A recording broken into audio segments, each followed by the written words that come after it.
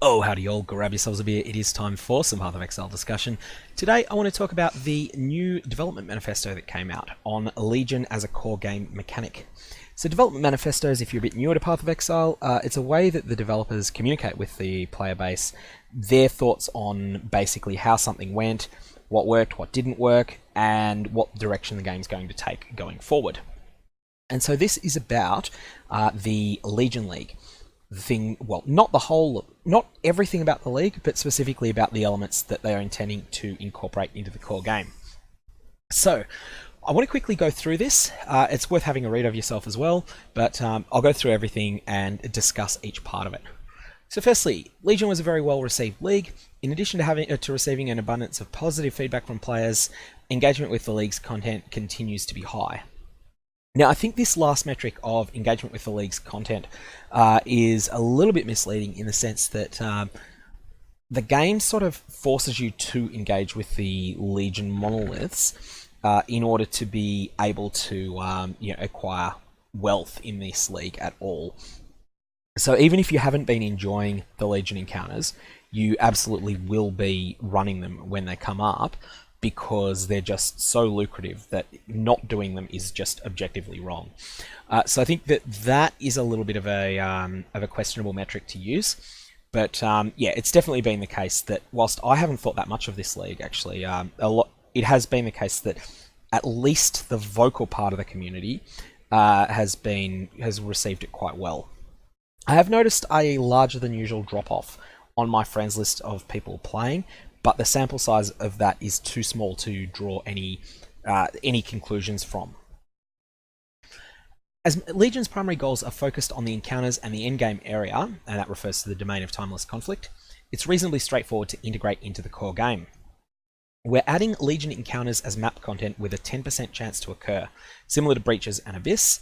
Only one timeless monolith can occur from this chance, however there may be additional ones in an area from other sources. Now, I want to talk quickly about this because I think this actually solves one of the biggest problems of Legion League. So let's talk about what Legion League did well.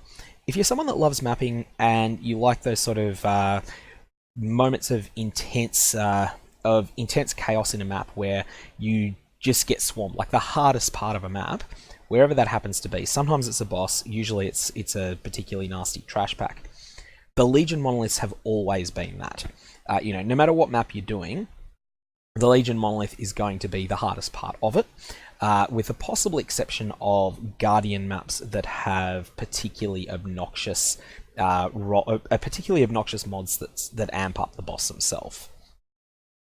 In any case, this has created a situation where if you're someone that likes the steady rhythm of mapping and doesn't like to go out of it for things like Delve Mines or the Synthesis Memory Nexus or the Temple of Atzoatl, then the Legion monolith is sort of right there in your way. So you just go and press it when you see it, and then break free as many things as you can, and then keep going. The times that I think that the Legion monolith works really well are when you are far more powerful in the map that you're in. And so let's say that you're running a character that's capable of clearing tier 12 maps, but might struggle with 16s. And then you just drop back to a tier 6 map for whatever reason. So you just feel like absolute god mode. You're just dominating everything in the map. Bang, bang, bang, bang, bang. And then you hit the monolith. And suddenly the monolith is quite challenging, but you beat it. You clear most of it. And then you sort of go on with your business. That's the times it works really well. Time that it's a little bit different is when you're struggling with a map. So let's say that you're making your way through towards the center of the Atlas at the start of the league. You're doing your first ever tier 13 and it's rolled pretty nasty and you're sort of taking it a bit slow and careful. Then you see the monolith and your response is, oh shit, no. No, I am not ready for this.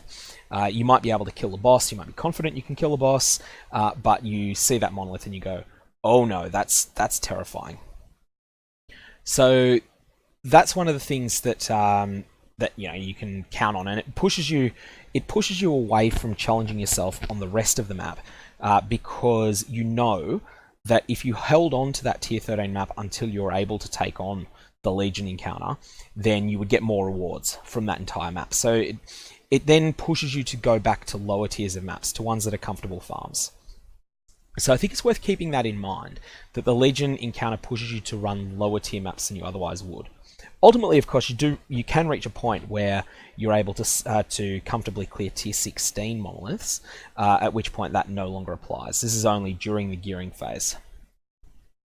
In any case, adding it to 10% of maps though, so that's the first issue, is that it's sort of, the Legion monoliths feel like they're sort of 6 or 7 tiers harder than the rest of the map, and that can be quite jarring when you're leveling because they're too lucrative to ignore. The second problem with the League has been the domain of timeless conflict, and I'll come back to this when they talk about diminishing returns on loot later. The third issue that I've had with this League has been that the low-level farming meta, where for most players, the best thing you can do is go into a specific low-tier map and where you know that the monolith is going to be in a predictable early location. Atoll is one, Glacier has been the most popular of them, where you can just go, okay, I open my Glacier, I run to the monolith, I obliterate the monolith because I'm playing a Vile skill build that is perfectly set up to fight the monolith, and then after that, I then just leave the map. This sort of feels like a really unsatisfying way to play the game, in my opinion. Almost feels like borderline cheating. And this is now basically completely dead because it's only a 10% chance. So if you go into a Glacier and you then run through looking for that monolith, and then you see, oh, it's not there. Oh, okay. Well, I exit and I make another Glacier. Yes, you will eventually find a monolith, but it's not going to be the most effective use of your time. You're better off actually running complete maps instead of just low-level farming. So this basically kills the low-level map partial farm meta that we've seen in the Legion League, and I'm happy with that. That's why I think this is a really good change. Even though it's a very simple change, I think it's a very good one. We've decided to leave it out of the campaign content, pre-map leveling. This campaign's already very busy, and this content will be a lot to stack on top. I can't really object to this. I think it's a fine decision to make. And then, you basically don't encounter them until you reach maps. I think either choice was justifiable there, and this helps avoid some of the sort of quarry issues that some leagues have had in the past.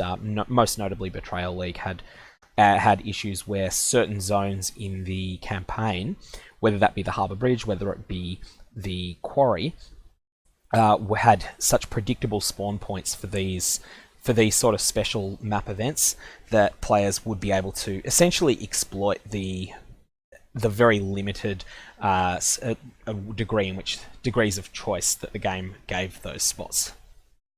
So in any case, I think that's a reasonable choice. The other one would have been to have it come in at, say, Act 10, where there's no zones like Quarry, no zones like the Harbour Bridge. That would have been a good choice as well. I don't really mind which way they go, and they've chosen to put it in maps. One thing that does make me think is that maybe breaches could go into the late acts as well. I think that breaches are much less lucrative than the Legion monolith, so it would be pretty safe, I think, to put the breaches into, say, Act 8, and then there's a bit more staggering. So you get access to abysses once you hit Act 6, you then get breaches in Act 8, and then you would get the Legion monoliths, which are the hardest of those encounters, when you get to true endgame. But again, neither here nor there. Handily, the Legion mechanic was one that could be comfortably integrated into existing game elements almost immediately, rather than requiring a lot of extra work. Note, there's a lot of repetition in this development manifesto. Thus, Legion can also be accessed through the following sources: Sextant affixes. I don't really see these very often. I know they exist, but you just don't seem to see them often at all. Legion Scarabs. Legion Scarabs sound really good. I'll be interested to see how they play. Delve, and as a room in the Temple of Atsuadal. I think that the temple is just, it's something that comes up so seldom that it's not really going to matter. It's also going to dilute the pool of other good temple rooms. So yeah, depending on the exact numbers, I'm open to being proven wrong on this, but I think that the temple will continue to be a fairly disappointing thing when we go and run it. The Delve mines will be interesting. There's a little bit more talking about that later. So in Betrayal Safe Houses, Vagan will give rewards based upon Legion, so here's a use for Vagan beyond just getting his unveils. This will include Legion Scarabs and Timeless Splinters. You'll also find Legion rewards in chests hidden behind walls in the Azurite Mine. This is really interesting. So firstly, yeah, Vagan getting a use is a good thing. But him giving Splinters, I don't think Splinters will be a particularly lucrative reward unless you were guaranteed to get Mariketh ones. That's assuming that Mariketh ones remain the expensive one next league, which, who knows, they may even decide to change up which ones are valuable and which ones aren't. In any case, you will also find Legion rewards in chests hidden behind walls in the Azurite Mine. This could be interesting. I'm interpreting this to mean in Fractured Wall sort of loot cubby holes. I'm not interpreting this to mean in entire paths that are hidden behind a Fractured Wall, as for instance, you usually find glyphic fossils, for instance, or the ultra rare fossils mostly come about in rewards hidden in chests. Sorry, not in rewards in chests behind walls, but in rewards that are at the end of a path that's behind a wall. Now, anyways, that should be interesting. Here's one I have real reservations about. We also plan to add a Zana mod for Legion encounters in the map device in future releases, but not in 3.8.0. Please reconsider this. At least be very, very, very careful before committing to do this. The reason for this is that at the moment, glacier farming, I feel that glacier farming, I would go as far as to say that it almost ruined 3.7 for me, because I didn't enjoy it when I tried it, and then I felt like I was wasting time when I was doing anything else because it was so lucrative. It was the low-level delve farming from Betrayal League, or the Harbour Bridge farming from Betrayal League, the sorts of economic tips and tricks that when you realise them, you feel amazing for a short time, but then it suddenly feels like you're playing the rest of the game on cheat mode afterwards. It becomes really unsatisfying when it feels like you've got, all of these cheat codes for getting enormous amounts of wealth. And the reason that this can bring glacier farming back, and that's, I think, is a real problem. Having a Zana mod for Legion encounters, even if it's fairly expensive, like even if it's 5 or 6 Chaos Orbs, I think people would be willing to pay that. In fact, not just willing to play it, but you would feel obligated to do it. So if you were someone that was, say, you would prefer to be running tier 14 maps at a given point. Let's say that, imagine that Tower is a tier 14 next league. Tower's always been quite a good farming map ever since they added the nurse card to it. So if, let's assume that Tower is a tier 14 next league and you're comfortably farming towers, but then you realize, well, I could farm towers for 6 hours, or I could go to my tier 2 glacier, just assuming a glacier is a tier 2, and it may not be glacier, it may be something else that's similar like Atoll, but I'll just go to a specific low tier map that has the Legion encounter in a predictable location, and I will use the Zana mod over and over and over again. I will only run as far through the map as is necessary in order to find the Legion encounter. I'll complete the Legion encounter, and I'll get out, and I'll do this again and again and again. And in doing so, I will get more rewards than I would have got if I was doing the much more engaging tower farming. So yeah, I think this should be treated very, very carefully. I would be inclined to either not do this at all, or to denominate it in a rarer orb than Chaos Orbs. So don't make it an unsatisfying cost like 12 Chaos Orbs, like Ambush used to be for a long period of time. But do something that is in an orb that's rarer. Regal Orbs would be an option, Blessed Orbs would be another one. Even though these orbs were really cheap in the Legion League, and when I say really cheap, I mean really, really, really cheap. Like, Regal Orbs are something like 34% of a Chaos, or 35% of a Chaos or so. But the amount of Regal Orbs in circulation will very quickly dry up, and if, for instance, people are spending five Regals in order to run a Legion encounter, very quickly Regal Orbs will be increased in price to a point that they can't really continue just spamming it lightly. I think that would be fine, but Chaos Orbs are just too common in normal gameplay. They drop too much in normal gameplay, and as a result, you'll just find that there'll be players running Legion all the time, like using Zana Legion all the time on Glacier or some other carefully chosen map, So say it may not be Glacier, it may be something else, it may be Atoll. Atoll would be my second choice in this league, but it may be something really open like Jungle Valley. Any of these any of these maps could be that it could be done on, and it can bring back all of the problems that 3.7 economies had. Next up, in Legion we experimented with endgame content that could be played endlessly. Now what they mean by played endlessly here is with a time limit. Players responded positively to being able to play the Domain of Timeless Conflict indefinitely if their build was capable of doing so. This will remain when Legion is added to the core game, but, and the word but isn't listed there, but it should be there. We will, however, be adding a diminishing returns for rewards from monsters from the encounter.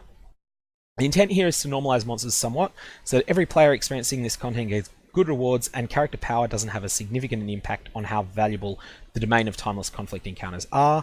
To that end, we have increased the rewards for the first cycle of monsters, reducing them with each revive cycle. Rewards from Legion Generals will not diminish, but rewards from the other monsters will diminish. We will not be adding a diminishing return for experience gained from the ongoing encounters. I think that these changes are an excellent change. Again, this is fixing up one of the big design mistakes in Legion, where the Domain of Timeless Conflict was essentially something that once you had an extremely powerful build, you were getting far more rewards from than anyone else would. So you imagine, like, let's say that let's go back to a time in the game's history when the Shaper was profitable to run. So this is, when it's quite new, back to, say, Atlas of Worlds expansion 2.4.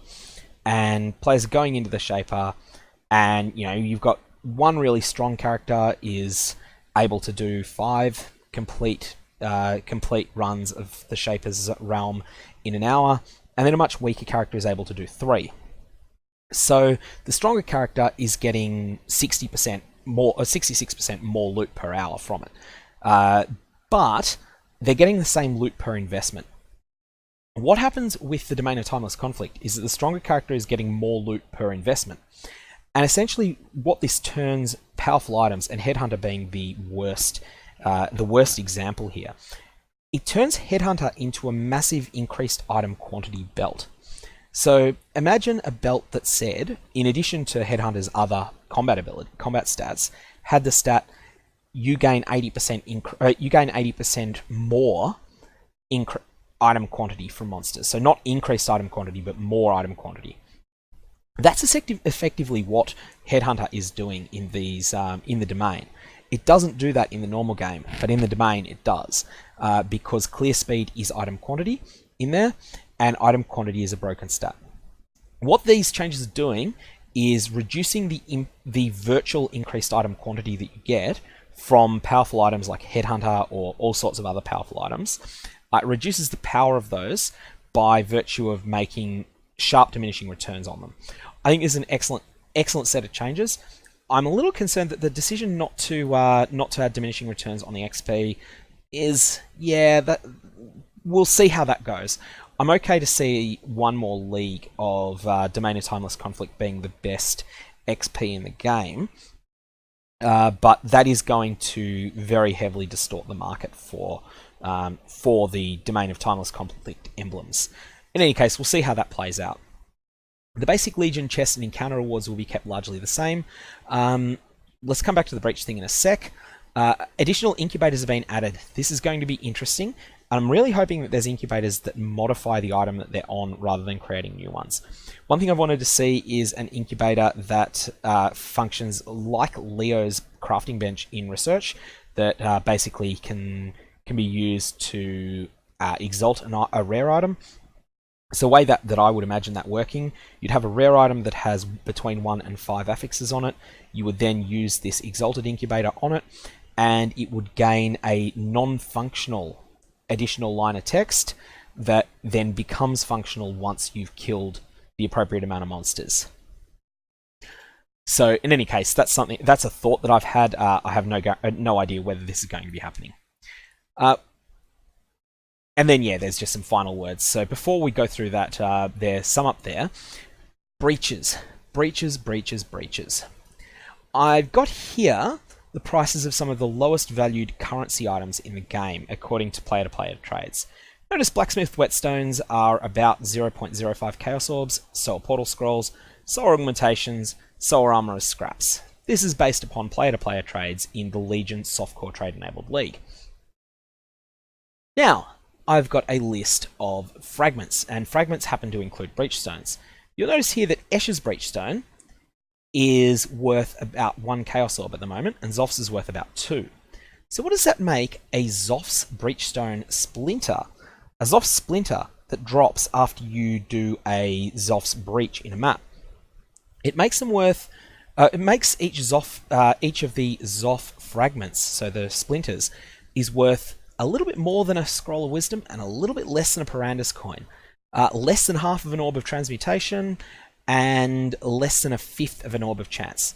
Now I know a lot of players, everyone draws some sort of line on their loot filter as to where they say, I'm going to show everything better than this and hide everything lower than this point.